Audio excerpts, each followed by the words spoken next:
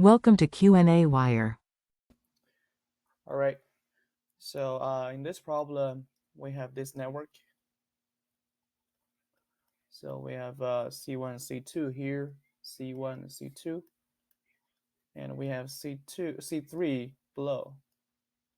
So this is A, this is B, okay?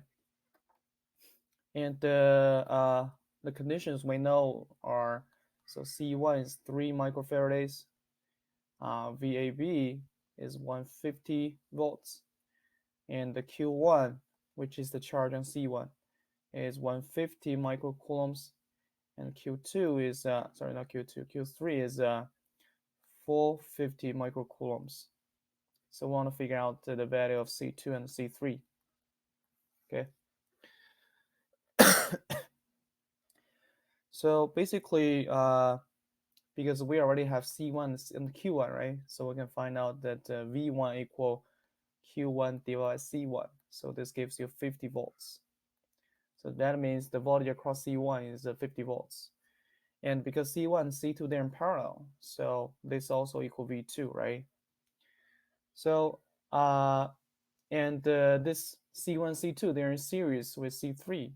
So V3 equal VAB minus V2, right? So this gives you 100 volts. So we already figured out the voltage across three of the all of the capacitors. And we also know that charge stored on C3 is right here, so we can obtain that C3 simply equal to Q3 divided by V3, right? So this gives you 4.5 microfarads. And because the voltage across C3 is 100 volts, and the voltage across C1, C2, they are 50 volts. So in that sense, the charge no, not because they're in series, and so they have the same charge. So in that sense, C12, which is the total capacitance of C1, C2, should be equal to 2 times C3, right? So this gives you 9 microfarads. And C12 also equals C1 plus C2.